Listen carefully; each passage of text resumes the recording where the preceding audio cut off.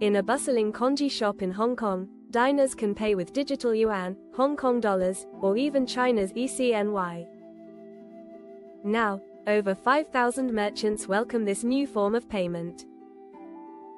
This shift reflects a larger transformation in global finance. For decades, China aimed to reduce reliance on the American dollar. Despite skepticism from the West regarding the dollar's dominance, recent events have changed the landscape. The Iran war accelerated the yuan's global rise, as noted by IMF economists. In March 2026, China's cross-border interbank payment system, or CIPS, processed about 920 billion yuan daily. In 2021, this figure averaged only 350 billion. The increase came as banks in the UAE and Turkey shifted their settlements to yuan to circumvent sanctions related to the Russia conflict. The Iran war amplified this growth, which was unprecedented. This rise didn't happen overnight. It stems from over 2 decades of deliberate infrastructure development by China. CIPS launched in 2015 as an alternative to Western-dominated SWIFT for international transactions. By 2025, it had processed an astonishing $245 trillion in yuan transactions. Additionally, Project M-Bridge facilitates payments in digital currencies for countries like Thailand and the UAE. Transactions via M-Bridge can be completed in mere seconds compared to traditional methods. China has also developed over 40 bilateral swap lines allowing foreign central banks to hold yuan reserves. These infrastructures could reshape global finance outside the dollar's grip. Let's discuss the Iran war's impact. China accounts for about 90% of Iran's oil exports, valued at over $8 billion annually. The payments occur through a network that avoids dollar routes entirely.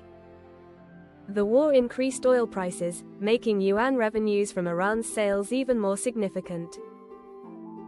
Furthermore, toll revenue from vessels passing through the Strait of Hormuz is also collected in yuan.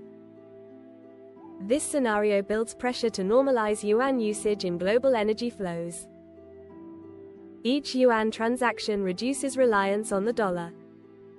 Yet, the surge in CIPS extends beyond oil. In March, cross-border transactions by Chinese banks reached $712 billion, a 40% increase from the previous year. In this wave of financial activity, the yuan's share of international transactions surged to over 56%. Some capital flight from the Gulf, driven by increased military activity, led to more yuan investments.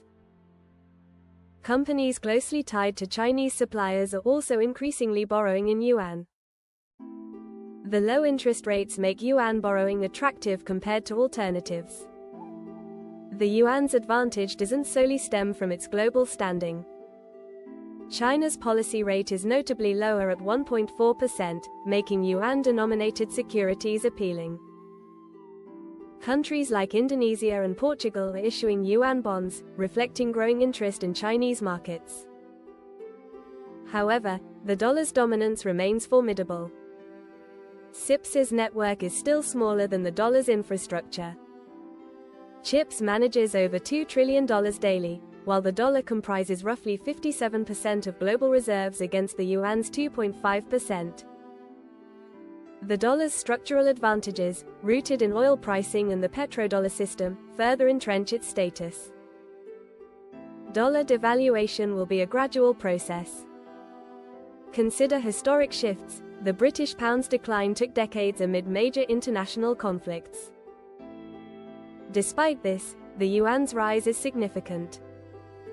It disrupts the dollar's power as a tool for economic sanctions, providing alternatives for countries like Iran to maintain revenue streams. As more nations consider alternatives to the dollar, especially under US sanctions, the appetite for yuan expands. Washington's aggressive sanctions push countries to build their alternative financial systems, further validated by the Iran crisis. Looking at the yuan's trajectory, it doesn't need to replace the dollar to have an impact. Its primary role may be as an alternative system that limits the effectiveness of dollar-driven sanctions. Zhou Xiaochuan, a former Chinese central bank governor, called this a golden window for the yuan. The Iran war doesn't automatically position the yuan as a global reserve currency, but it highlights the resilience of China's financial architecture under stress. The yuan serves as a hedge against the unpredictability of dollar access. It offers a realistic alternative to countries and companies weighing the risks of dollar dependence. This shift is happening now. The Congji shop in Hong Kong symbolizes this change, showing that the yuan is increasingly seen as a legitimate option. The overarching question is not whether the yuan will supersede the dollar, but when it becomes a preferred choice in transactions previously reliant on the dollar. The dollar's influence depends not only on its economic might but also on global trust. The yuan's rising acceptance suggests a significant pivot where using it becomes a reliable option. As the world adjusts, keep an eye on this shift in global finance. The yuan's journey is set to continue reshaping financial landscapes.